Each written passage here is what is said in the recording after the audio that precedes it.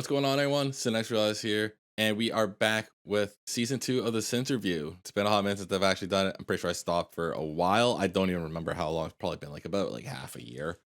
Um, but anyways, we have a new guest. People have said to save her for a season finale, but I said screw that. We're doing it for a season premiere. We have the co-founder of Epilogue Gaming, co-host of the Left Behind podcast, as well as a writer of way too many articles to keep track of. We have Flora.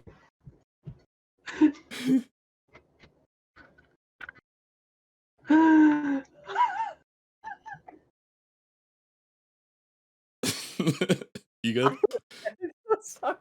Oh my god, the cat immediately just like knocked the cord out of the microphone.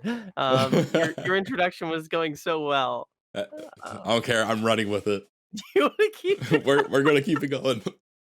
Okay, cool. This is the Hi. perks. This is the perks of having a video form. I can throw that in as content.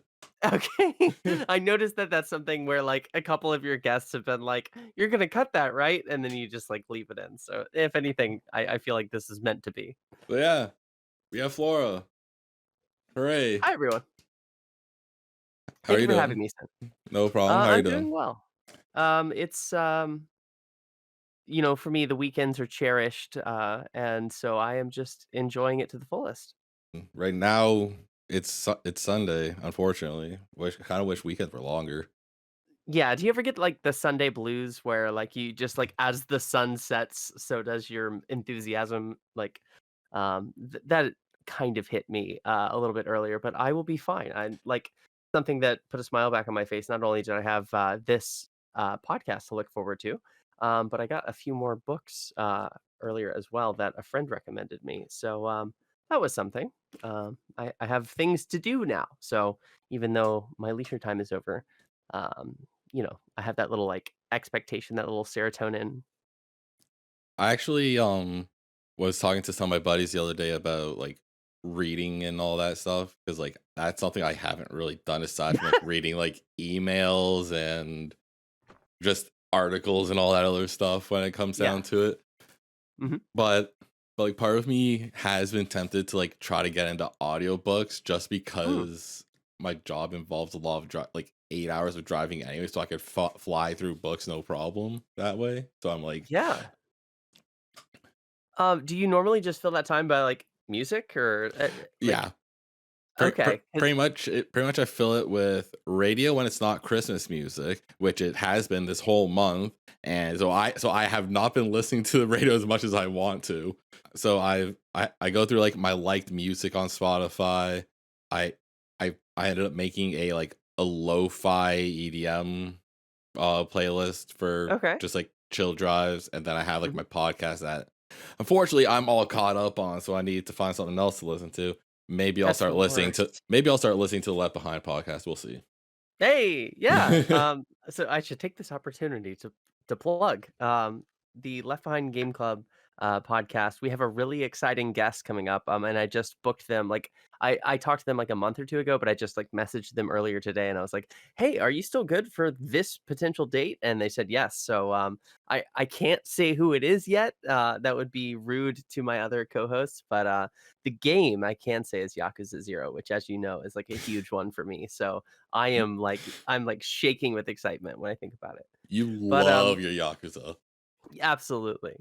I did want to like just dig a little deeper on the book thing. Since you told me about like your music and stuff in the car. Like when I was in college, I for 2 to 3 years was a delivery driver, and so I got so much audiobook slash podcast time in.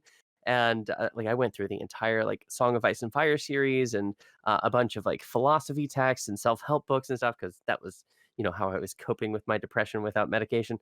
But like I really would recommend it. Like if you just do something like Audible, there's a pretty huge selection.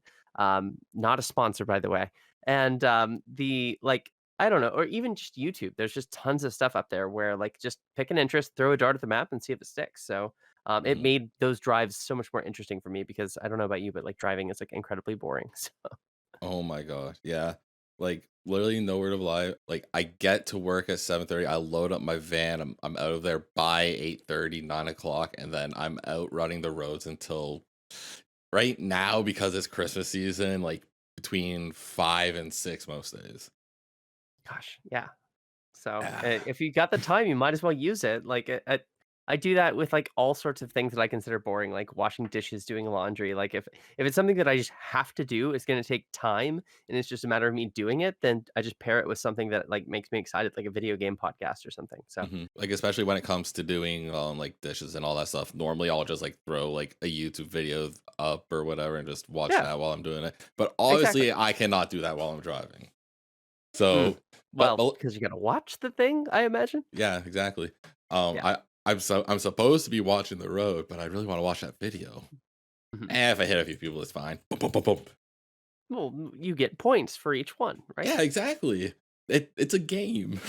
Luckily enough, with like Spotify Premium, if there was like something I did want to listen to, I have done it with like one other podcast because like for some reason they just stopped uploading to Spotify. I was like, come Mhm. on, help me out here. So I like downloaded it all when I on premium so I can just listen, which is good. I don't have Spotify, so, like, I don't really know exactly which podcasts are on that service. Hmm. I remember when, like, and I hate to be the one to bring this up, but, like, when Joe Rogan, moved over there exclusively, that was, like, the first time that caught my attention that, like, "Oh, they do podcasts? What?"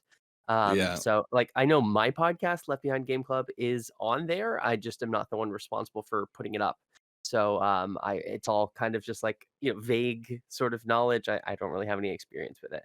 Like, which is a bummer because at the end of the year, everybody got their Spotify Wrapped, like all those cool little like customized things, and I'm over here like a boomer with YouTube Music, and there's a tiny story behind that if you're curious, but like they gave like something similar, but it just was not the same. It was like the generic brand versus the store brand sort of thing. like honestly, I love my Spotify. Crazy enough, but like I've also always been like a huge sucker for music. Pretty Yeah. much had Spotify for like forever at this point, but like it was only maybe like a year before I started my own podcast that I was listening to other ones, and I was like, wow, this is a nice casual listen. Just out of curiosity, who was your number one most listened to artist this year? I assume you looked at like the thing. um yeah, my I'm mad about my Spotify because like I wish there was a way for me to like have like two separate accounts but sharing like the same sort of premium because I use it on stream and I only stream like copyright free music. My quote unquote number one artist and my top five songs are all from stream beats. Oh, okay. Yeah. What's your top, like, real one then? What's my How about top that? four? Oh um gosh. uh, Yes, out yourself. yeah. I can Uh tell you mine as well if you want. oh yeah, if you know yours off the top, just go ahead while I find this. Yeah, yeah, my number 1 was Dance Gavin Dance, been listening to them forever, then it was Lights, and then which I know Love you lights. like. Yeah, I see your name on her Instagram post once in a while, and I'm always like, "Hey." Lights is Um, Canadian, so yeah, it's just because she's Canadian, not because yeah. she's, like, absolutely still smoking hot. Oh, Um definitely not. God. Um, then it was Japanese breakfast, and then for some reason I'm blanking on the 4th one, and I do remember number 5, which was, Keiichi Okabe, who's the Nier composer, and I'm really shocked by that one because I don't sit there and put on the Nier soundtracks all the time, but, like, I guess no one else would be shocked by this. I put it on to go to sleep sometimes, and I guess just the sheer amount of time of sleeping kind of, like, added up against me. Oh yeah. Yeah. I think that was honestly what happened with like the my god the stream beat stuff because like especially like when I do like the 24-hour streams like whenever I like swapped like the full face cam stuff it's like playing like that music in like the background so Yeah. however long I'm on there that adds to it and but my top four is The Weekend, Drake, Future, and Taylor Swift. Okay, so you're a basic, uh, teenage girl. Yes, essentially. Okay, cool. We got have that in got common, just from other ends, I guess. Yeah, honestly, I think the Taylor Swift one probably got up there because of her new album. I'm like 90% sure that's why it got up there because I listened to it like a decent amount, and then I was No shame, no shame. yeah, and then I was I can just see like it on your vibe with face. You mama. look a little like I'm like, I know it's Taylor Swift, but no, like it's it's fine. If you like it, you like it. yeah. Let it go. Oh my. Speaking of Taylor Swift, did you end up hearing about those like tickets and stuff? Oh my Uh, god. well, I don't know all the context, but the part of the context I know is that Ticketmaster had, like, thrown up, like, a fake amount of limited tickets or something to drive up demand, and Mm, therefore it made, like, the sort of monopoly over ticket sales that they have and the egregious fees that they charge, like, under sort of governmental scrutiny for the first real time. I'm sure there's more to that, but that's all I really picked up on that story. I didn't really pay attention or read too much on it. yeah. So pretty much in a nutshell, like along with that Ticketmaster stuff, a bunch of scalpers got into the pre-sales, Mhm. and people are selling like a single ticket for like upwards to 200 or to like $20,000. Yeah, I can't you think of gotta a be single rich, rich. musician I would be even like, like, how? How can you justify that kind of a purchase? Continue, I'm sorry. By being rich, God. by being the owner of Ticketmaster. But yeah, as soon as I heard that, I was like, bro, there is no way. But luckily for me, I actually almost had a situation with a scalper when I was getting tickets for Christmas as well. Well, I can say it now because like it doesn't matter because this isn't going up until like New Year's practically. So What, is someone gonna swipe your ticket back or something?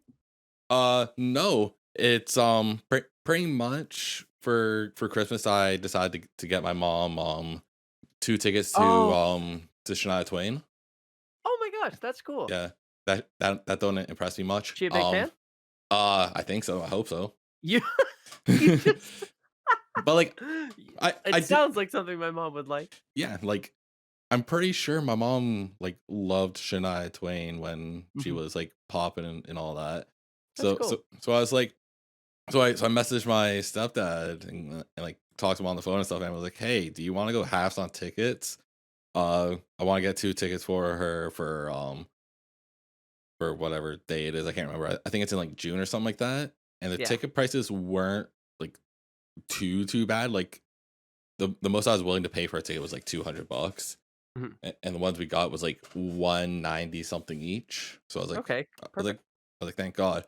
But Yeah. I almost didn't end up getting the tickets because um during the pre-sale time I didn't have any money yet because I was waiting for my pay to come in. Yeah. Eh, so then once tickets were actually on sale and I had money, I went to go check. Most of it was bought up by scalpers, the ones that were reselling it. It was like $400 for a Jeez. ticket-ish, which isn't as much as Taylor Swift, but oh Yeah, my but god. that Um, shouldn't be the standard. and then there's like like small sections of like up to like 4 seats that are locked behind a password through like what one of the banking services or whatever. And because the tickets were in Quebec, it was in French, luckily enough. But the tiniest bit of French stayed in my system to understand what it was saying. So luckily enough, my car loan is through this bank or whatever, and I just had to deal with them on the phone, and they set up like an actual account so I can see how much I owe left, which is less than 2,000 now, by the way. Woo. Um, thank God. Um, so I was able to use that account to get the passcode to get to those tickets. So I only had to pay the 190 instead of like the $400. I was like, oh my god, Nice. So it all worked out in the end. yes. I am like honestly, I am so content with it. I am so like I feel like I feel like she'll cry because like the funny thing is Oh. when my stepdad was getting the money to send me in and all that stuff. Mhm. Uh, she has control of all of his money because he's not good with it, Okay. which is fair enough. Yeah, yeah. Apparently he was like saying, "Oh yeah, I just need X amount until and that'll be all I need for December, yada yada." And then she, nord of a lie, said, "If it's concert tickets, it better be cheap." And I was like, "Oh my god, she almost got that spot on." Sniped. I almost lost my mind. obviously, because this is the interview, I do have like a bunch of questions I have written down. Yeah. So I do want to get into like at least one of them now. Okay. Sure. Because it's been about look at the time about Yeah. No. Yeah. it's been almost 20 minutes. Randomly going off about Spotify choices and Yeah, Christmas gifts. yeah, we love That's Spotify. fine. Um, I enjoy it. yeah. Go ahead. So one of the first ones I have is since I've known you anyway, you've always been like a writer and all that other stuff. What was Yeah. something that made you like first starting to write articles specifically on like the gaming scene, like new games and all that stuff? Yeah. I've been writing for, I mean, kind of as long as I can remember being a person, but it didn't become like a core focus or passion of mine until like I guess mid high school when I was writing lyrics for my bands and stuff. Like I was kind of trying to write things that sounded deep and profound, at the 15, 16-year-old level of depth, emotionally speaking.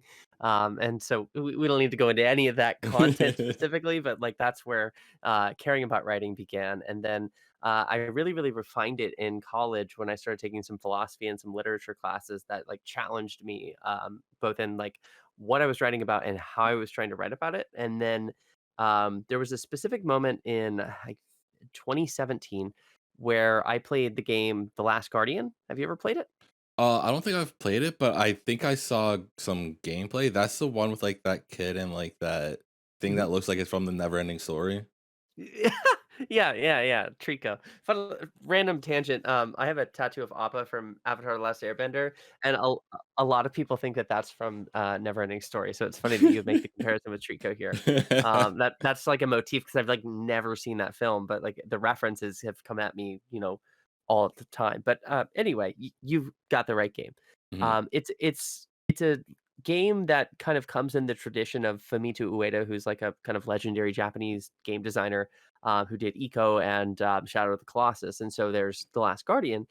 I randomly picked it up because in college I wasn't really playing a lot of video games. I was focusing too much on my studies and I was a full time student. I had three jobs. I had other things, relationships, blah, blah, blah. Yeah. And gaming just kind of fell off. Like if I had to kind of guess, it would be I was completing 1 to 2, maybe 3 games a year, which is nothing. Ultimately, I was just barely playing games. And so I played Last Guardian. My friend loaned it to me, and the ending of it, I won't spoil it here, but it made me cry. Like, and which at the time, nothing really made me cry, so it was a big deal. And, it made me cry so hard. It was, like, ugly cry, like, weeping, like, just, like, gasping for breath in between, because your nose is clogged, sort of crying. And, it to this day, I think, is one of the most emotional endings to a game I can think of. And, I was just utterly devastated, and I needed to kind of process this. And no one that I knew had played this game, so I couldn't, like, talk to them about it. And that led me to start writing about it, and that I was like, "Okay, this moved me. This did something significant in my life that I'm not used to media being able to do." And so how did it do it? Why did it do it? And, like, what else like, what other kind of media can I look for that'll conjure a similar emotion? And so that really snowballed. It was 40 pages single spaced. I don't remember how many words. It was just absurdly long, this article I wrote about this game. And I've never published it. I still have it, but I've just, like, it's not digestible. No one would sit there and like read all 40 pages of it. And I've never tried to like edit it down or anything, but that began my conversations with Ben because like I was just trying to find anybody who knew like meaningful video games who could make you cry and stuff. And so after talking to Ben about my enthusiasm about this game and like Final Fantasy X and some other things, he Ben told me like, oh, I have, like, an online gaming presence, like, and so, the rest is history. That's a lot. I mean, that's fine. It's a big story. It is what is it? It's not 40 pages long at least. Yeah, that was Um, closer to 4. yeah. What you could do if you ever felt like it, just turn into an audiobook, call her a day, GG easy. I really should do something with it, I just haven't. I don't know why. There's just nowhere to really where you want to like necessarily put it, I guess. But Kind of, like yeah. but like getting it out onto paper is like, well, I guess it probably wasn't paper. Was it? I don't know. Was it The paper? first few I did print, we had, as graduate assistants at our university, we had, like, free printing access for full color ink and everything. So I printed the first like 3 or 4 epilogue articles. I Oh my could god. have done that with the Last Guardian one, but I wasn't privy enough. Oh my, that's actually pretty funny. I have them somewhere. In fact, hold on. Oh Just for no. the bit, if I have it right here, I think I do. I do. Um, I haven't shown this to anybody. Um, and these are like dusty, so forgive that. But like legit like life is oh god. You know what? It's got my old name on it. Oops. That's something I'd rather not be there. Yeah. But I have like 4 or 5 of them. They're printed, they're high quality, I should have kept them better condition than I did, but Yeah. anyway, part of the history of it all. So pretty much with that game, I guess, was that one of your one of the main points of you like falling back in love with gaming, or was there like a different moment in time where it like straight up like just like kept you hooked back in? I definitely think that was the reawakening of my love for gaming. Like I grew up being at various periods really obsessed with various games. Uh, but in my adult life, I think that I sort of believed the things that adults had told me when I was growing up, which is that video games are a waste of time, they're frivolous activity, blah blah blah. And I just wasn't taking it as seriously because of my more like self-serious academic studies. Hmm. And so from that point, I started, yeah, like playing more games because I started seeking games that had stories to them that could be analyzed in the way that I was being trained at the university to analyze them. And so I found games like Inside and Life is Strange and um, several others that at this point probably all blend together here. But Hmm. by the end of that year, the same calendar year that I played Last Guardian, I was writing articles with this notion of like, okay, I'm going to start playing as many video games as I can, and I'm going to get through them. That way, I have like a critical opinion about a lot of things. And I don't know why I feel this sort of insecure need to know a lot about everything, but I wanted to make sure that if I was going to make, like a sophisticated sounding academic claim about video games, that I ought to have a really wide opinion about all of these. So I started going back and playing like retro games, and I started playing more contemporary releases and following like, top 20 article lists of like things that people say, if you like The Last Guardian, you'll like blah, blah, blah. Hmm. And so I started just like going as deep as I could, reading as much as I could, started watching a ton of YouTube video essays. And yeah, it just became an all consuming hobby that still to this day, I really spend more time than probably most people thinking about games, even though at this specific point when we're recording, I have been kind of in a gaming rut. So hopefully that will be something I get out of soon. I don't know. Yeah, speaking of like the Life is Strange series, I do remember actually playing that one before. I'm pretty sure I played like at least the first one. It was on. I think I played it on stream, and the end actually like ruined me. Turned off my webcam, walk away, and cried for a little bit. Aw. That Um, that was a real weird moment because like I never really showed that sort of like crazy emotion towards like a game. So I was like, why is this hurting? yeah. Well, I think we need to spoil the end of Life is Strange real quick. What did you choose to do at the end of that game? If it hit you that hard, I Um, assume you remember. I don't think it I can was. tell you that. I don't think it was Go like ahead. actually like the end. I think it was like the end of like one of like the episodes or whatever with the if someone hasn't played already, Yeah, skip ahead like it 30 yeah, seconds. tough luck, I guess. But it was the part where I think it was like Kate or something like that Okay, jumped yeah, killed herself. yeah. Yeah. Yeah, Oh, so that part was what hit me because of like my like past like trauma and stuff with that. So I was like, hmm. well, this is gonna hurt. That begs a question there because that I think that's episode 2 where, that happens in Life is Strange. Yeah, either Um, two or three, I can't remember. so you might not have actually finished the first, this 5 episodes this season? No, I 100% finished. I just don't remember You which did? option I Okay, picked. got you, but that one is disturbing. That's the one that hooked me. Like, I planned to sit down, play an episode or 2, and just because I had free time, and then I finished that, and I was like, "Oh, no, I have to finish all 5 of these right now in one sitting. Like, I'm not gonna take a break and, like, come Yeah. back tomorrow. Like, I'm staying up till 3 AM to get through this 'cause, that was just too I don't wanna say that like, was a cliffhanger, like, it hooked me and, like, yay, like, Mhm. suicide subject matter, but, it did because I wasn't expecting that from a little, like, high school video game. Yeah, exactly. Like I went into it knowing that there was gonna be like real-ish sort of situations and stuff Oh, and I had like no idea. and like making choices and whatnot. But I Mhm. didn't know that it was gonna go that deep. And I was like, Yeah. shit, like Mhm. I gotta finish this. I don't wanna bring anything down, but I'm curious, if you're willing to talk about it. Like, you said that that episode in particular hit hard because of, like, your past. Um, Yeah. can I ask, like, what you mean by that? Um, Pretty much in a nutshell, I've one I've attempted to one of my good friends from college ended up committing suicide. Like none of his college friends like even knew like anything about it, cuz he just seemed like he was okay, he was happy and Yeah. stuff, but of course showing happiness they could also be masking. Um yeah, it was a whole mess of stuff. Like I went to the hospital because of my attempt and all that other fun stuff.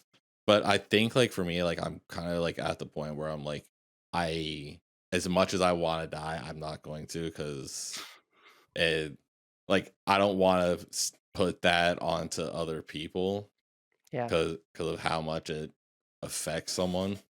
Geez, that got Yeah, dark no, real quick, I huh? pried into that, and I'm sorry for, Yeah, like, shifting the tone straight in that direction. yeah. I mean, a lot of what you just said resonates, really honestly with, my own experiences, so, I appreciate you being willing to explain. Yeah, I mean, like it's something that like a decent amount of people actually go through.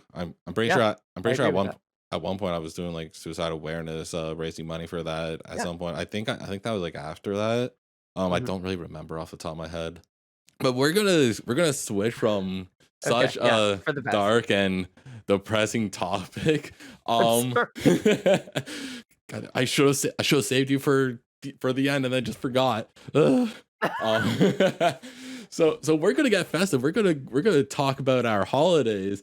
What are your plans for the holidays, the Christmas, the New Year's? Um, it's interesting that you asked me this year in particular because I'm doing something kind of different than what I usually do.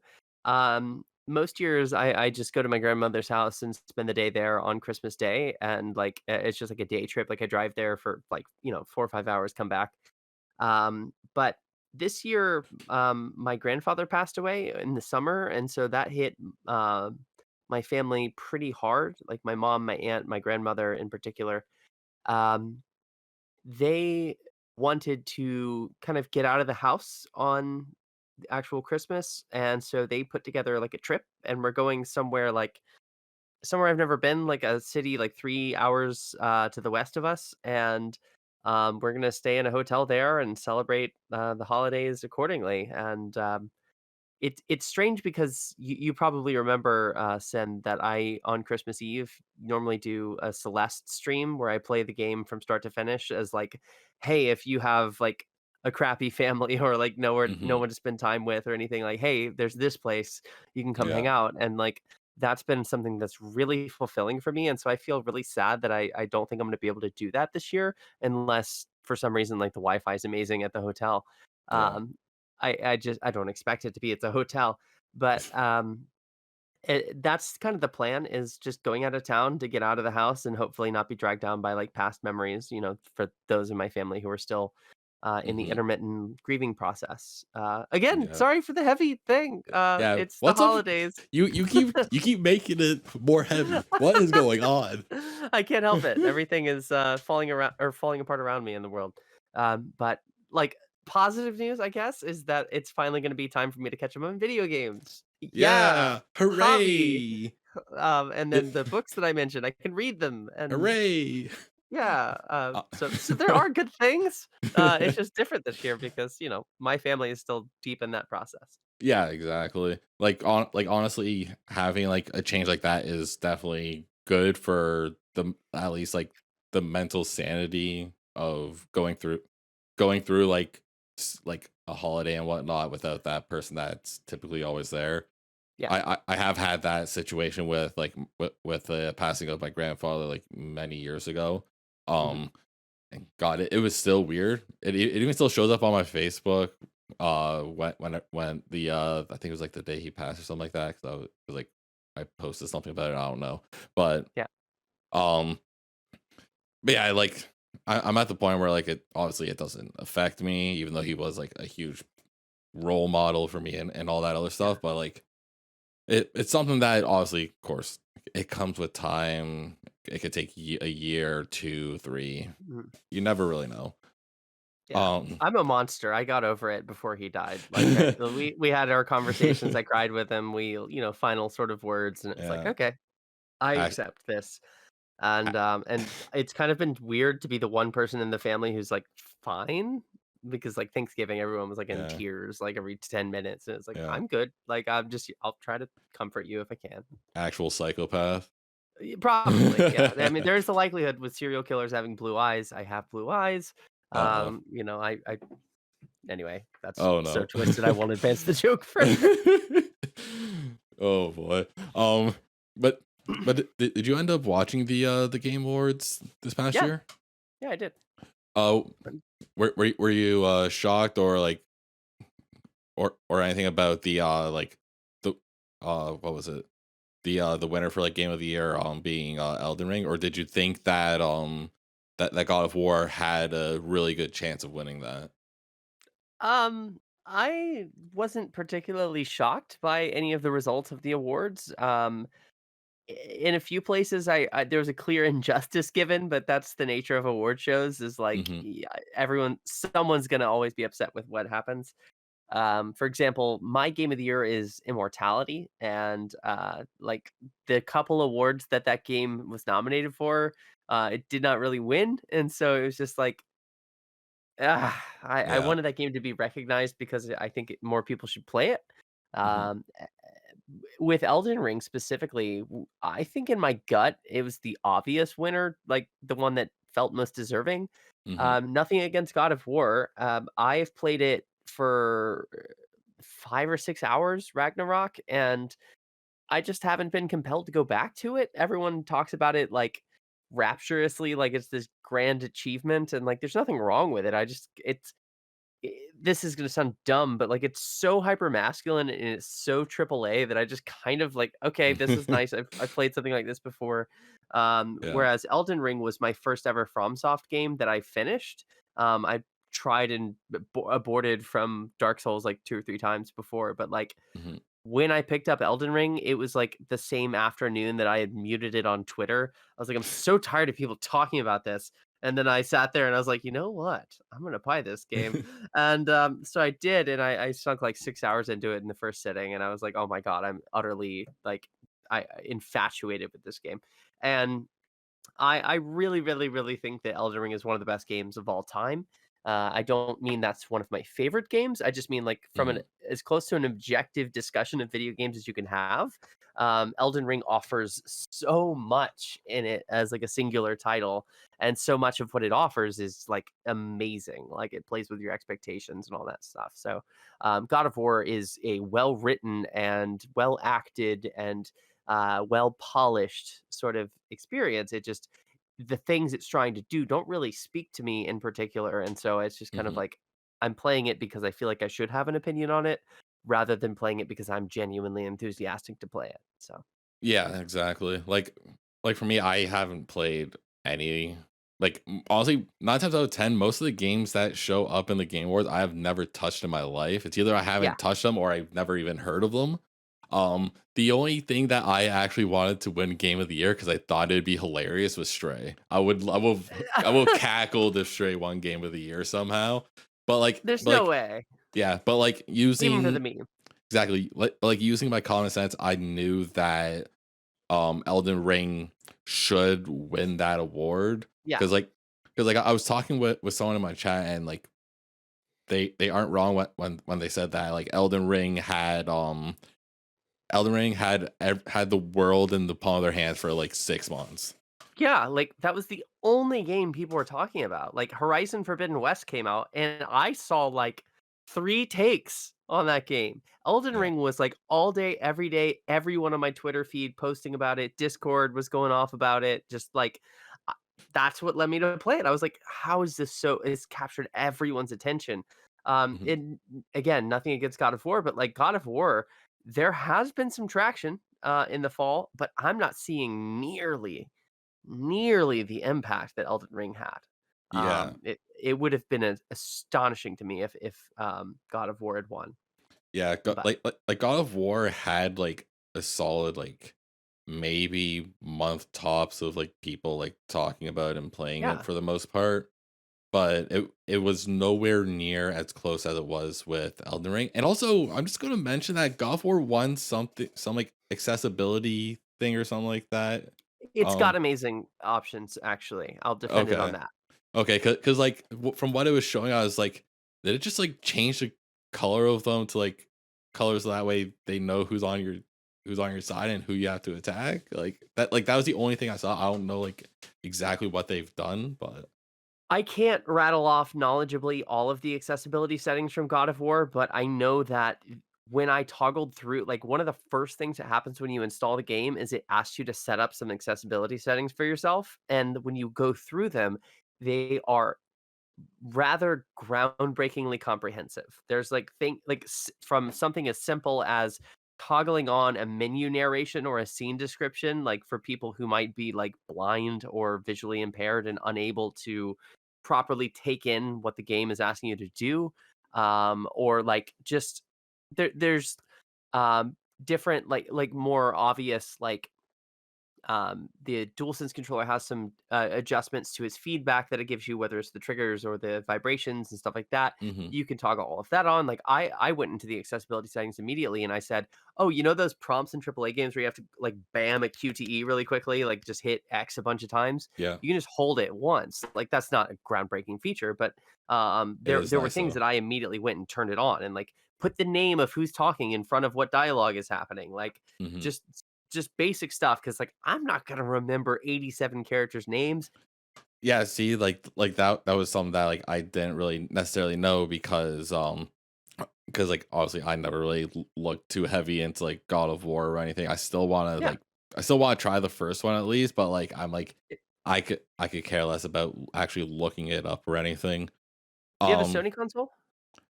yeah, I have my PlayStation 4. Okay, because it's like $10 all the time for God of War 2018. I would recommend it at that price. Yeah, like it if my thing is I never really use my PlayStation. It honestly Yeah, just sits same. there at this point. Like Ever the since I got a Steam Deck, it's been the same. I don't ever touch it. Yeah, like the last time I used it is like whenever I would play like Overwatch 2 with my friends Mhm. because they because I guess when they play with me on PC, Overwatch is being Overwatch and Blizzard, I guess. Um and apparently when you're playing it in PC lobbies and you're using a controller, aim assist doesn't work. Oh, Yeah, that's so weird. yeah, so we'd get fried for like 6 hours without any wins, and we're like, "All right, just play it on console," and then I caved and was like, "All right, I'll do it." I still haven't touched Overwatch 2. I Don't. really liked Overwatch. Yeah, don't, I I would pick it up. I have every reason to say, "Hey, this game is gonna be fun and I'll enjoy it," but, like, I had to bail on it when all the, like, sexual harassment, assault allegations were going around with Activision Blizzard, and I didn't feel morally right playing that game while those things were going on, Mhm. and as a result of that break, I just never went back. So, I at some point might reconsider, but you immediately saying don't is like, okay, yeah, probably for the best. Yeah. There's other Yeah, games to play. Overwatch 2, I think right now is already in its 2nd season and introducing, like, a new tank character, I believe. Mhm. Um, but, like, honestly, the with those, like, allegations and whatnot, it was honestly one of the reasons I didn't end up picking up, Call of Duty Vanguard when that came out initially. Mhm. Because I was like, I don't wanna be supporting all that stuff. Like, I wouldn't Yeah. even buy anything in, like, the Call of Duty shops like I normally would. I just realized I brought it to some, like, dark topic again, I'm Yeah, sorry. you I honestly, I didn't even realize it, but, like Like, We're yeah, just, that like, somberly reflecting upon the horrors of the world. That's totally yes. my fault again. Oh my god. Uh, This is why we don't have nice things, Flora. this is Okay. why you waited till season 2 to introduce me. Yes, exactly. I'm sure your next guest will be more jovial. Oh, I hope so. Um, but but speaking on like gaming, I guess like mechanics and like helpful things with it. What are what direction do you see games going in the future, whether it comes to inclusion or how like what games become like larger and all that other stuff, like because obviously like the Soulsborne sort of stuff isn't necessarily obviously isn't going to be on top like 24/7 all the time, because that Yeah. landscape would change as well. It's hard to say anything confidently about the future of something. Like, I personally don't feel like I understand the current landscape of gaming well enough to make a reliable prediction about, like, oh, virtual reality is going to be the future or something like that. Like, Hmm. I think there's a direly untapped augmented reality potential, which, like, for those who aren't familiar, it's not quite VR. You're not putting something on your face and obscuring your senses.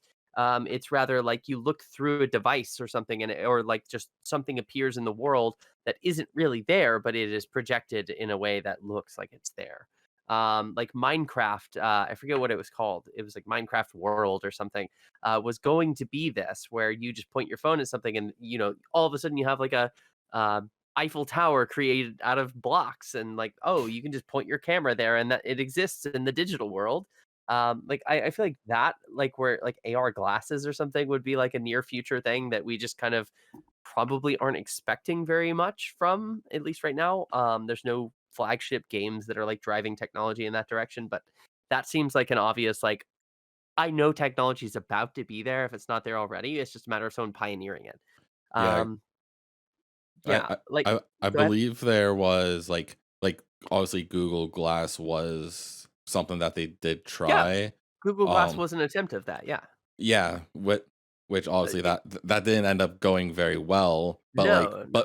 but because they have that like at least little like base of like having that, they could use that for potentially something that works either like a bit better or more towards what people are going to be wanting with augmented Yeah. reality. Yeah, and I also think that, like, I'm not a big believer that humans are gonna start installing microchips in their brain or anything, but, like, if that were to become a path we went down where that became medically useful, necessary, or whatever, that would be the next obvious leap for video games to take. Hmm. I'm not a huge believer in VR. VR is fine, but I think like I said, the sort of having to put something on your face is a big deterrent to that, where, like, the reason I don't play more VR games, even though they have really cool stories and mechanics, is because I don't wanna sit there and, like, block off everything with, like, a 5-pound something sitting on my face. It just feels weird. Yeah. And it's not comfortable or natural. It doesn't, like, hurt or anything, but it's just like, I don't know, I don't feel at peace in the same way. Like, when I play a game, I just wanna, like, lean back with a controller in my hand and, like, do nothing. It's one of the reasons why I feel like motion games didn't continue very much after the Wii. Like, Hmm. you still have your Just Dances and stuff, but, like, those are, like, less popular than ever, I would say. One thing that I am like kind of thinking that could happen with like the landscape of gaming is I had something at the beginning and then I lost it. Oh, no! Um, Was it AR, VR, microchip stuff? I feel like it was like closer to like a VR standpoint. I think like a lot like they might do something like more with like VR, obviously, like because that seems to be happening like more and more with people making more like VR sort of related stuff. Like because I think didn't Meta just put out like a new VR headset or something like that? Isn't that what's going on? I Yeah. don't know. I don't I'm not up to date on the latest technology, but, they do have a pretty substantial VR headset that sounds like something they'd probably do. Yeah, I feel like there could be like a lot more potential with VR. Like the biggest turn off for me for like when it comes to VR is like I tried it like once, I think. I just played like Mhm. Beat Saber, but like the headset just like you mentioned, it's like a 5 pound thing, and like one, it weighs way too much for me to want to keep wearing that.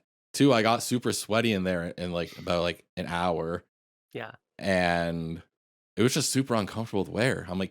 I, I'm like, if I wanted to get into VR, I would need something like way lighter and Yeah. all that other stuff. Something that feels more natural. Like glasses, like, oh, yeah, it's a total pain in the ass to start wearing these things, but then you put them on your face and they don't bother you and you stop noticing they're there until you see your reflection, and it's like, "Oh, Mhm. okay." Yeah, Like, that's where VR needs to get. yeah, exactly. But one thing that I actually would like is like maybe like for like card games, like having like actual like holograms, like how Yu-Gi-Oh Yeah, okay, did. cool. Like I think something like that would be absolutely insane, especially at like tournament level stuff. Give Like me Yu-Gi-Oh! IRL, like, yeah, like the like show how the dual discs and stuff, like, they would have these, like, massive, like, projections of Obelisk the Tormentor and stuff, like, give me that yeah, IRL. I'll yeah, pay $1,000. exactly. Like I know that there was a streamer who made something for like Yu-Gi-Oh or whatever, like specifically for like his stream or something like that. Mhm. And I've seen like other videos like around of like, oh, look at this hologram of like Digimon and all that other stuff. Well, not even Digimon, but it would be cool to see like a Digimon one or like a Pokemon TCG one at their Yeah, tournaments. Like Pokemon would be great. because like Pokemon has like their tournaments like every year. It Like would be Dynamaxing IRL? yeah, exactly. Like I think it would be phenomenal if the Pokemon TCG or like people over there figured out how to do the holograms, like especially at Worlds. That would be insane. God, I I would empty half of my savings right now if you could get a real Haunter in my life. Like, it's just, like, comes off the device and it's just like, "Oh, here's my Haunter," and, like, it just appears. Oh my like god. yeah, like that would be like absolutely like insane. Yeah. But like speaking of like future stuff, we're about to get into like 2023. Do you have like any goals in mind that you're gonna that you feel like setting for the year? Or have you just like not thought about it? Because I definitely have not. I've thought about it. It's a question of how into the weeds I need to get with this answer. Um, this is coming out this episode, like, beginning of January, right? Yeah, Okay. I'm gonna aim for like January 1st, but like it might be like a week or so after. I haven't really figured everything out. Okay, so readers of Epilogue will know at the time that this goes live that I am actually taking a pretty significant step back in 2023 from my gaming content. This is not like an I'm breaking up with you, like love interest sort of thing with my games or my articles, but I am making a couple really drastic changes in my personal life that are going to have to take the focus for a couple months. And I don't know how long those changes are going to take. I'm talking everything from career change to location change to other things. And so I've just got a lot to like plan out and execute on. And like, I don't want to try and commit to like, for the last 5 years, I've been writing an article every 11 to 12 days ish on average. I did the Hmm. math recently. 162 articles in 5 years. Pretty impressive output for like what I initially set out to do. And I'm gonna have to like strip that back. It can't be every 11, 12 days anymore. Hmm. So a plan is I'm going to do less next year. And it sounds like the opposite of probably what you were setting me up for. Like, here's your chance to plug some exciting future projects. But I actually am trying to like make sure that I respect my personal boundaries. Even though I do love writing and creating content about games. The same thing is going to be true with my podcast. Somewhere in the spring, I will be stepping back a little bit as well. Still going to be on there. Still going to be writing articles. Still going to be having episode appearances, etc. I just can't do it as reliably right now, and so there's that. Um, yeah. I wish it was more cheerful news. This is the motif. I keep bringing everything down. Yeah, But the crazy, like right? here's the thing. The personal changes I'm making in my life are happening out of a place of urgency and fear for safety and like some stuff that like I don't want to go into specifically, Hmm. but getting out of them and finding the security that I'm looking for elsewhere is going to bring satisfaction in my life, and I think that that's going to be really, really worth it. And so that's an exciting thing for me at least. Is like though the reasons underneath what I'm doing are not the best, the outcome is going to bring a lot of relief. And so yeah. You have to like put yourself into like the right like situations and whatnot. You especially like when it comes to like your mental and your just sanity in general. Yeah. Um yeah, speak also going off of like you mentioning like a bunch of changes and stuff. Mhm. Are of course someone who is who is transgendered and How dare you? What an offensive segue. you know what? I will say things that will make me not liked. Go No, ahead. no, You're I totally right. no, You're no, no, I welcome to won't. ask me about anything trans related. One of the things that I was curious on is when did you have that realization that you were transgendered? Um, the question of when I realized it is unfortunately complicated. Like, Hmm. there were things that should have been signs early on in my life that, like, oh, I like raided my mom's closet and like put on her makeup and stuff when I was 4 and walked around the house in high heels and like said I was this like girl cartoon character or whatever. Like, that should have been a sign, but it wasn't. And then like being called like everything from the F slur to feminine put downs in middle school, high school. They like again, there was just a lot of like something was off, and I always thought I was gay, but like I it was a I couldn't think I was gay because I wasn't attracted to guys, and so, like, I was like, "This doesn't feel like." Everyone said that they thought I was gay, and it was like, "Oh, okay." It just there wasn't the example of a trans woman or just a gender nonconforming person in my Hmm. life, and the examples I had been given by pop culture were all like Ace Ventura at the end, everyone pukes them like, gags themselves because, "Oh god, you slept with a woman who's got a penis," Hmm. or just like what it was a joke or it was something to be ridiculed like or sorry like just like disgusting moral abhorrence. And Yeah. so I didn't meet a trans person until I was like 23, I think. So like late into my life. And not that that's like old or anything, but like if I had had the example when I was younger, it would have clicked. I would have been like, that's the thing that's going on with me. I Hmm. just didn't know it was possible. And so like I started I'm trying to do the math in my head right now. Back in like 2013, 2014, I really started having some active thoughts that I might be happier as a girl. Like, and I started like following trans people because as toxic as this sounds, like I was like, oh, trans people can be hot. Like I found like some trans girls online and I was like, oh, these are really, really cute people. And it's like, oh, you don't have to necessarily be this like hideous, obvious, clockable person or whatever. Like all these standards of like cis Hmm. normativity and beauty and like just anyway, I've had to like work through all of those layers over the course of my adult life. But by the time I think 2018, 2019 rolled around, I was just out of college and I finally was able to reduce my workload and I finally had some time to think and spend some time with myself where I wasn't working, I wasn't studying, I was just me. And I started kind of having conversations with people and I was like sort of role playing in a way with them where I was like, can you refer to me as a girl and like with this name or whatever? And just kind of like just tried it on like a pair of clothes just to see how it fit. And it felt really good. It felt really comfortable, way more comfortable than the other way that my life was going and the ways that I was being seen, referred to, and expected to behave. Hmm. And it that continued snowballed up until the point where I know you didn't directly ask me about this, but like the conscious realization was there the whole time at this point in this little like recap Hmm. where I knew that there was something off gender wise. I just didn't want to accept it because it would make my life so much harder and it would put me at risk of like, you know, being on the receiving end of hate crimes and stuff. Like just I don't want to uproot this, the social ridicule, the threats, the everything in between in my where I currently live.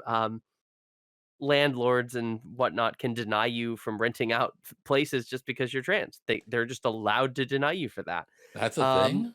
yeah, yeah, there's no legal protections, where I currently live. In fact, the few that are there have been directly eroded, which is why I'm trying to get the hell out, amongst other things. So, yeah. Anyway, this is all to say that like I wasn't going to come out, I think, or at least I didn't have the courage to until someone outed me. I severed my relationship with somebody who knew and who had been sort of role playing with me in this sort of gender role. And when I cut them off because they were being really toxic with their behavior to me, I drew a boundary. I said, "Nope, we're not going to associate anymore." They messaged a bunch of people that I know and shared screenshots of our conversations and outed me.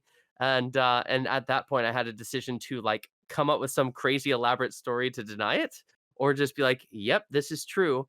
And unfortunately, that experience, I was confronted with an impossible dilemma, and I went ahead and admitted to it, and everyone that had been sent these screenshots was cool about it. Everyone was like, "Oh, like, okay, cool, I'll support you." And I was like, "What?"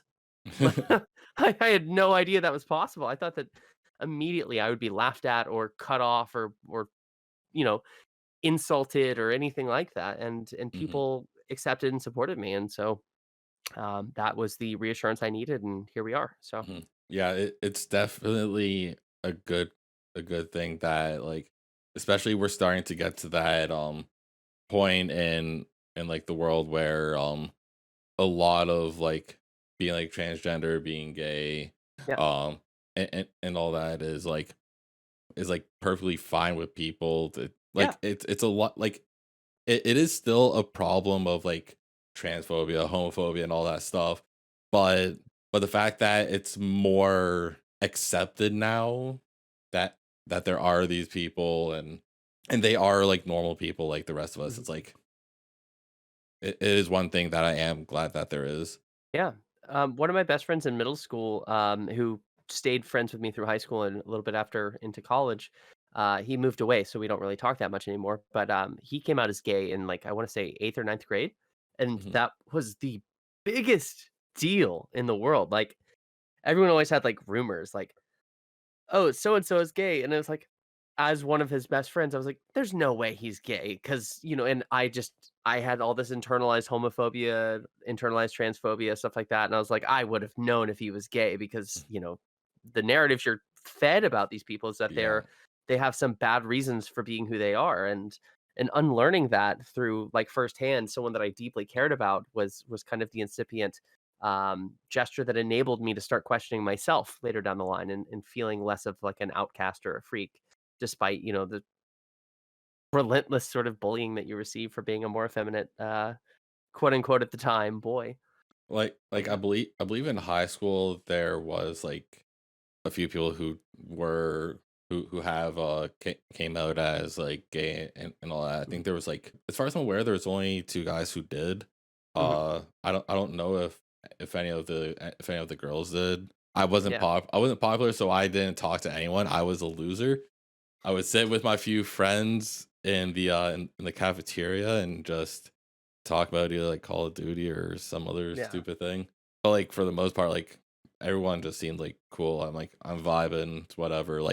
Obviously, like, how we're raised, like, does get taken into, like, consideration of, like, how, like, our brain thinks about, like, yeah, certain people. Like, back then, of course, there was, like, the stereotypes that were, like, stuck in my head is like, "Oh, surely this person must be gay because of XYZ," yeah, yeah, but then they really aren't, and then, like, obviously, like, it has to be, like, untaught and, like, just taken completely out of the system, like 'cause, like, 'cause, like, there's been, like, so many different things that have, like, changed about, like, how, like, you have to, like, think about things and, like and especially as, like, a teenager, you don't really think yeah, about all the different consequences and to, like, actions and all that stuff. Like, as an adult, you learn how to, like, be more understanding of it, is yeah. what I found.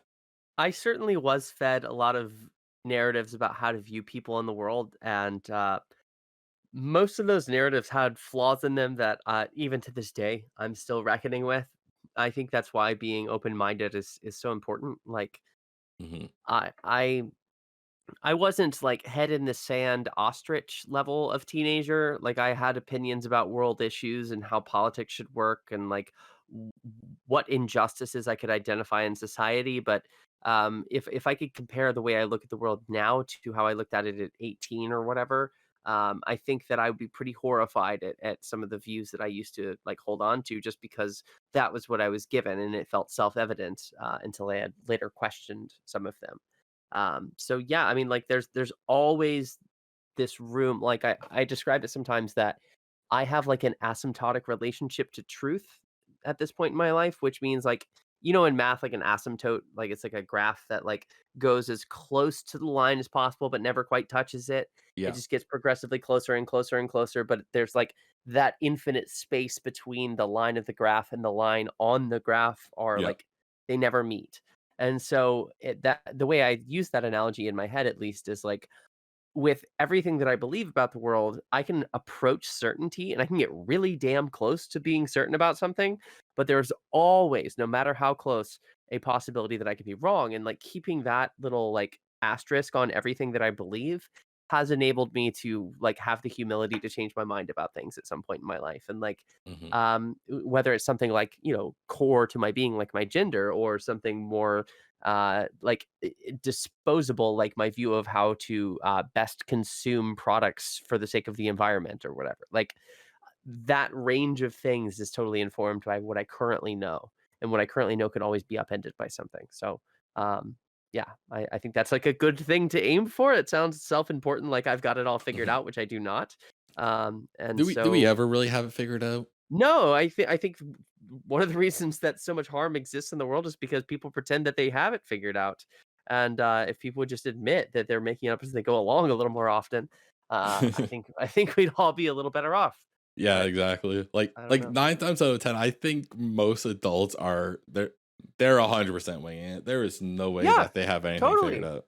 Yeah, it's pure luck. Like, how are you like, what genes were you given? Where were you born and raised? Like, what socioeconomic status of that raising occurred? And then, like, once you hit adulthood, like, roll of the dice. It's just a giant, like, Dungeons and Dragons game. Um, I don't know. That sounds too grandiose. Again, I do not have things figured out, but that's like a pretty easy way to look at the world. Like, oh, we're all just really lucky or really not lucky, and we do the best with what we have. Have you ever actually played Dungeons& and Dragons? Um, dabbled, like lightly dabbled at like a summer camp a couple years Mhm. into my teenage. I want to say like 14, 15 or something. Um, my impression of Dungeons and Dragons is generally positive. However, I don't like I run into a lot of cheer pressure around it. Like when I say cheer pressure, it's like peer pressure, except people are hyping up something a lot and they're like, "Oh, you would really like this thing." And so many people get so excited about the thing that you kind of your inner rebellious like, ugh, I don't want to even try this now because so many people are recommending it. That like, I don't know, countercultural vibe. Maybe that's just me. Um, I end up like not wanting to like it. It sounds Yeah. stubborn and dumb, but like I know a lot of people who are like, "Come on, Flora, please play Dungeons and Dragons with us." And because they're so eager and so insistent, I'm like turned off. Yeah, So surprisingly enough, I didn't really know exactly what Dungeons& and Dragons was until, like, maybe, like, a couple of years ago. Like, really, I knew, like, a little bit about, like, kinda what it was, but then I started listening to, like, funny enough, a Dungeons& and Dragons podcast. that's how it's gonna get you though. You buy into the narrative of someone else's game, and you suddenly want to play it yourself. Yeah, and I was like, honestly, I like a lot of it does come with like specifically like a talent of like being able to like bounce off people and like Yeah. and like improv because there's obviously like a lot of that obviously like because like the dungeon master he knows like everything that's like gonna happen but all the characters are kind of just like here you go figure it out and I'm like oh that would be a real shit show if I was in it. Yeah, I don't have the creative imagination or the memory to be good at a game like that. Like I wouldn't know what to say if given a scenario or how to respond in character or like I don't know. It's just too much work. Yeah, it Seems would fun, definitely but it would definitely take a lot of work, especially like being like new to it and just like not knowing what the hell is going on. So we're actually gonna hop into one of the little games that I have. oh, I have played this previously all right. on the Hopefully my other cat. stuff. Uh, Cat. Oh no, Ugh, I heard can. he just spilled my water. Oh no. I'm just gonna get a t-shirt out of my laundry and just Yeah, that'll do. I'll deal with it more properly later. Sorry. I It's saw all that good. coming. Oh, it is what it is. Go ahead. But yeah, this game is one that I play, like, I believe I played it, like, every episode, I think. Mhm.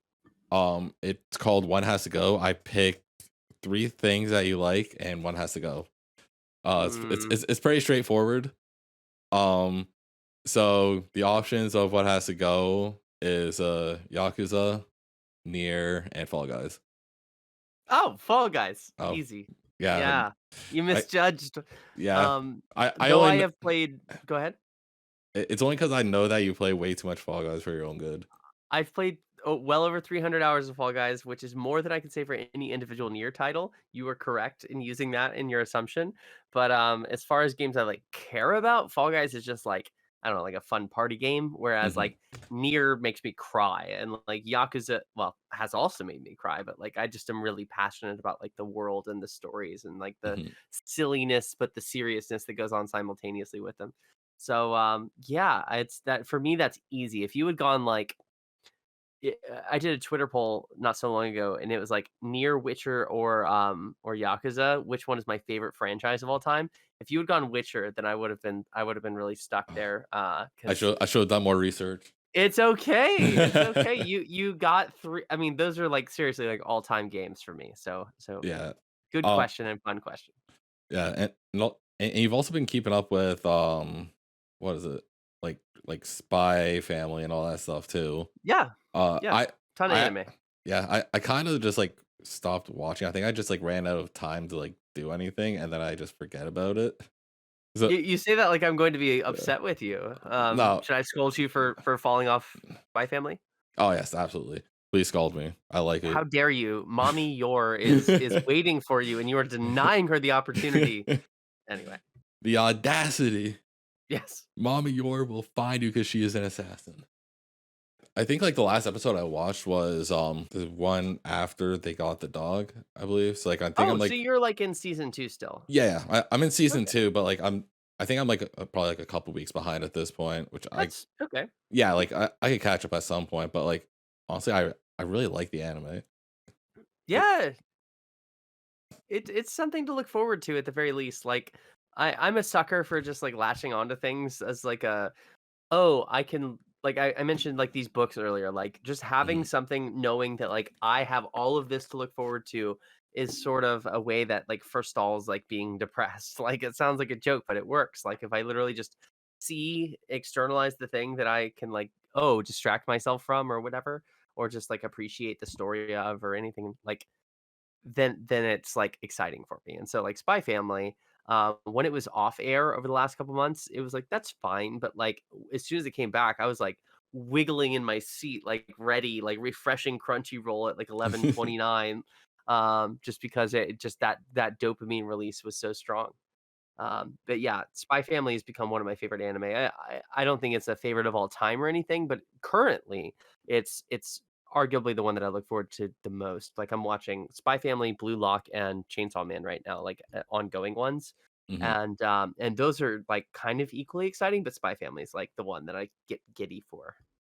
Yeah, like, there's been, like, a few different animes where, like, I've, like, watched, like, all of it and all that, like, Demon Slayer is one Mhm. I actually kept up on that one surprisingly enough. Um, what else was there? Dragon Ball Super, obviously, because big Dragon Ball nerd, and it's just easy. It's just easy nostalgia for me. Yeah, Um, yeah.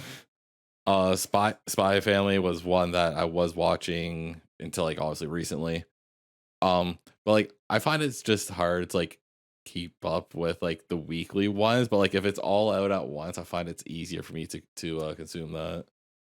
I feel mixed about that. Like I prefer it to be released at once, but I for some reason my motivation level is lower. Like JoJo Stone Ocean, part 3 got dropped on Netflix recently, and I watched the first episode and loved it and had a great impression from it. And it's been 2 weeks now, and I haven't actually gone back to it.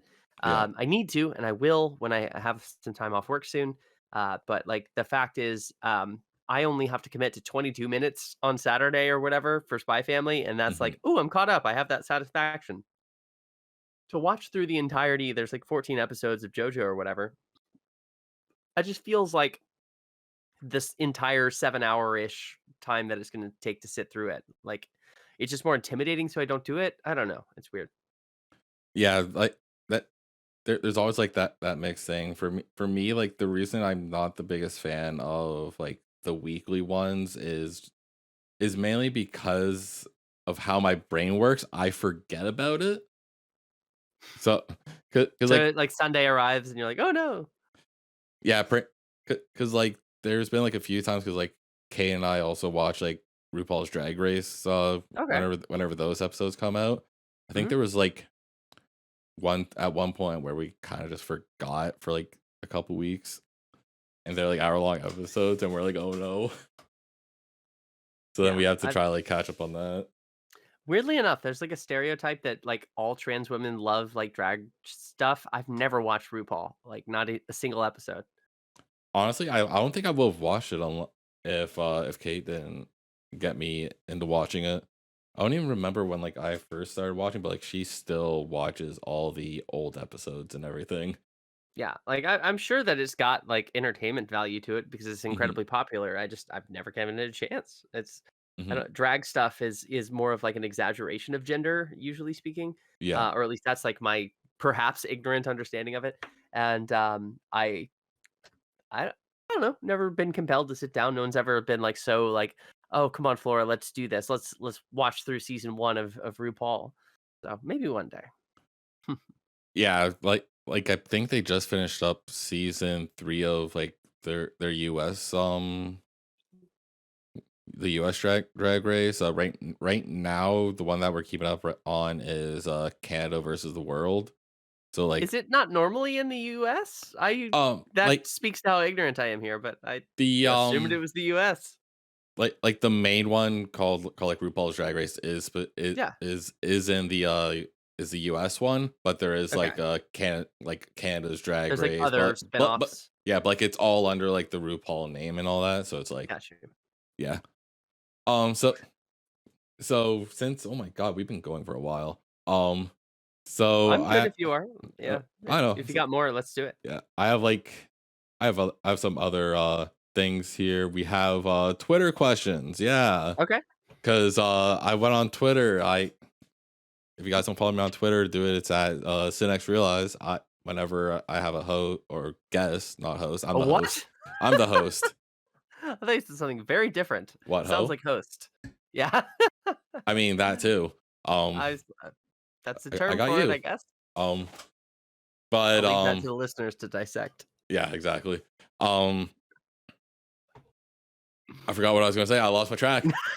Twitter question. Twitter questions, yes. Every single time it gets close to when I'm recording the podcast, I post who we have on the podcast and for you guys to leave questions. So go ahead, check out my Twitter and just keep up with that. I'm going to be trying to get these out monthly again. Um so we have two questions here. The first one is from Banger Man 10. Banger man. Yes, Banger Man. The question is, Flora, when was it that you first decided you wanted? Oh, that's awkward. Write or talk about video games on a surface level. Was there a particular game or moment that drove you to dive in? Well, Um, I think we kind of answered that already. Definitely Oops. covered it. I'm sorry, Ben. It was more of a natural conversation topic, but maybe something else to just throw in there is in addition to The Last Guardian and Life is Strange, I would say that like there was a sort of insecurity that I had about like growing up. All the adults in my life said that video games were pointless, waste of time, childish activity, and you have to grow out of them. That's the expectation. Wait, they I aren't. was like, oh, maybe They they are. are, I don't know. I But, thought they were. I there's this expectation, and I wanted to fight against that, like, stubbornly, like, a little bit rebelliously, like, "I'm gonna prove you wrong, all these people who have said this to me in my life," and so, like, in addition to being inspired by the game, I was also pissed off at the dumb things that adults told me. So, Yeah. yeah, to Heck. add on to the answer, there Yeah. you go. Heck, adults. They suck. We all hate adults. I still think that like as someone who interacts with young people often, one of the refrains that I try to drill in is like when people just claim they're an authority figure because they're older than you, that means that they don't actually have a good, clear, logical reason for why they're, trying to invoke their authority. So you ought to be skeptical of that. And I know that puts me in a vulnerable position where everything I say and do has to be justified by something. But like that's you were talking earlier about how adults wing it all the time. Hmm. That adults are just winging it all the time, and so, why Yeah. do we take you seriously just because you're older? I don't owe you any more respect or trust or anything just because you're older, and the fact that we have that as a societal expectation is frankly, like, an outdated conception. Did you end up seeing that trailer for Fall Guys with SpongeBob in it? Oh, yeah, yeah, there's, I think it's season 3 of the free-to-play Fall Guys season has, like, Under the Sea as its theme, and they got SpongeBob licensing rights. I'm not gonna That's be fire. buying any of it, but it's cool. Yeah, like every single time I see like a game like Fall Guys or Fortnite doing like a new insane collab, I'm like, how in the hell did they even manage this? Yeah. Well, it's quite frankly funny to me because Fortnite, the actual big Epic Games game, like I think has probably infinite more cultural cachet and impact than Fall Guys does, even though they're owned by the same company now. Like they haven't, I think, gotten a SpongeBob collab in Fortnite, but Fall Guys got one. So like that's Yeah. just cool that like this other tinier game sniped these bigger IPs. Yeah. Like I really do feel like it like depends on like what what exactly they could do with it because like SpongeBob I could definitely see that a lot more being a Fall Guys thing yeah, than somehow them I adding agree. it into Fortnite and adding like a little bubble blaster or something. Yeah. Like I think the newest thing like at this point in time that Fortnite is adding is My Hero Academia. I saw that. they're adding that I believe I think it's like on the 16th or something like that. Um so that's Outdated news. This is yeah. January Yeah. 1st, my friend. Yeah, this is gonna be so outdated. There's probably been like a lot more collabs that have happened in Fortnite at this point, but I know like the battle pass like that's currently out, it has like Doom Slayer, I think is his name, the Doom guy. Yeah, yeah. I think Is you're right. as well as the guy with white hair from The Witcher. Geralt. Yeah, that guy. Yeah, I never saw The Witcher, so like I don't know anything about that. So I was like, oh, that's a dude from Witcher. I know him. He's that that's amazing. guy. He's that guy from Netflix. That sigh is all I'm giving you. Good. That's all I wanted. Um, I mean, I guess we might as well get into the last little game thing I have. Okay. So it's called Would You Rather. So Alright. you probably figure out exactly what it is. It's a would you rather question. Mhm. All these I do end up grabbing from Reddit. I end up grabbing the ones that were like currently hot. Typically I would go from like through like the past like top like month or whatever. Um, but I didn't feel like doing that. So the first one is would you rather make 100 I mean $1 for every step you take or 100,000 for every time you punch a stranger? Oh my god, the first option, every step I take. Uh, I as much as I want to rack up assault charges, um, yeah, I take probably, like, 10 to 20,000 steps a day, so I'd make that 100,000 real quick. Yeah, I don't walk that much. I walk like Oh, I I go to there the gym after work usually. but that's fair. I don't do that. I probably should be going to the gym, but I don't want to pay for it.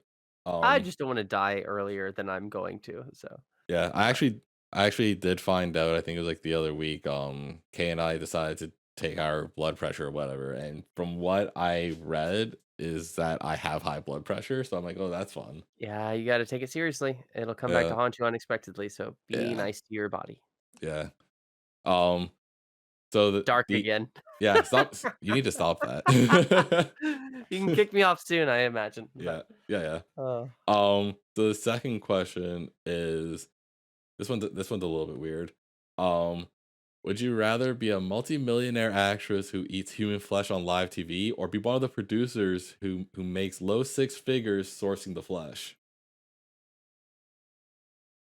Uh, this is actually conflicting because, like, I think the romantic option here is to be the actress and, like, you get all the glam and the money, whereas just being either a hit person or someone who's dealing with, like, human cadaver trading in the black market, I think I could live with myself, morally speaking, being the shady dealer, so I'll pick that, the producer or whatever.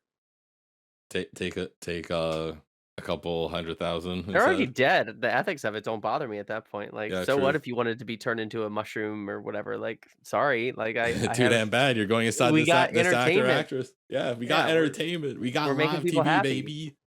Yeah. The Imagine show that. must go on. Imagine actually there being live TV.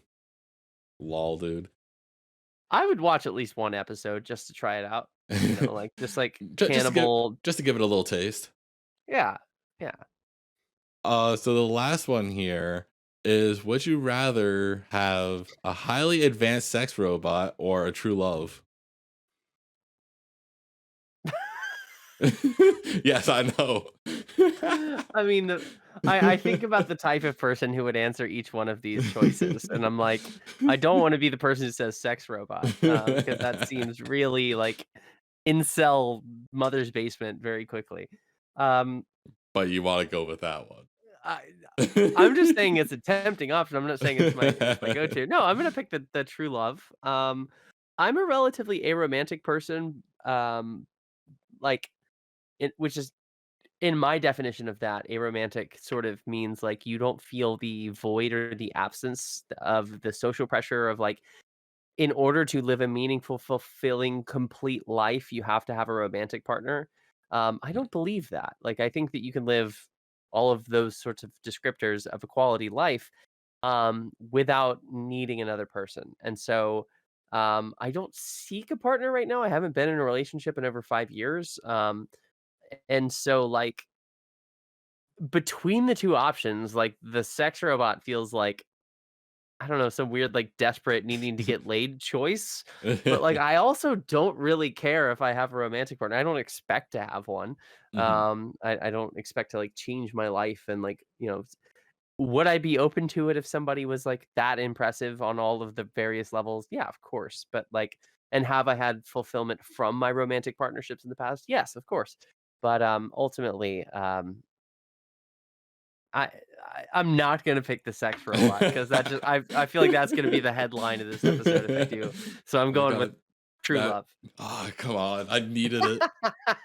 God If damn. you want clickbait, like Flora almost all caps chooses sex robot or whatever, like you've got go for it, but No, all I've got is Flora makes things darker than they are.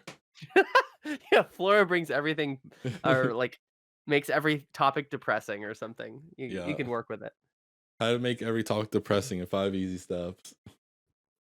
Um, yeah, I mean, I guess that's all we got. We've been going for over an hour and a half. That's honestly longer than most of my podcasts have. Yeah, yeah.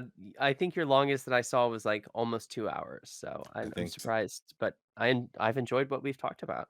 so yeah, I guess if you want to plug your socials, all that other stuff, go ahead.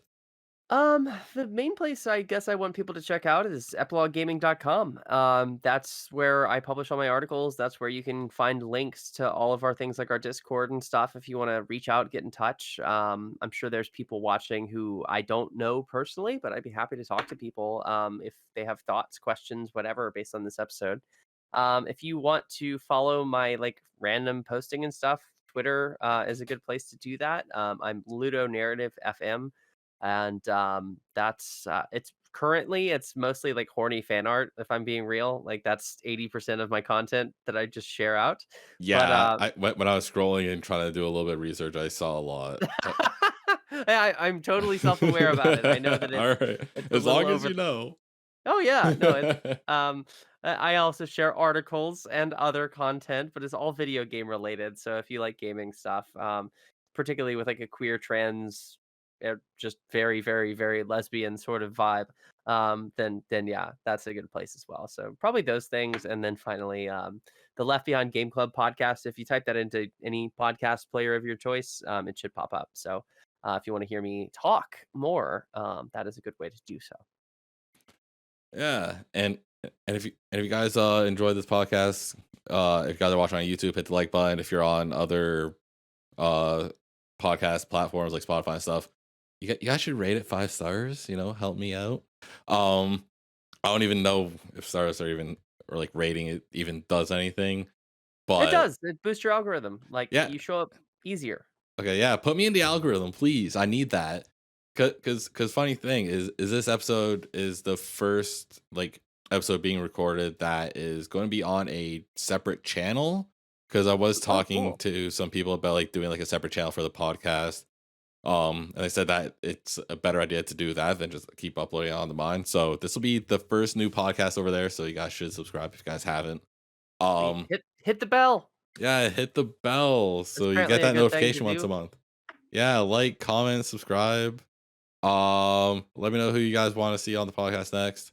Uh, I'm on Twitter, Instagram. Literally just search Synex Realize on most social media platforms. They most likely find me. And yeah, thank you guys so much for watching. Hope you guys enjoyed. On that note, I'm gonna get the hell on out of here. I'll catch you guys in the next one. Bye bye.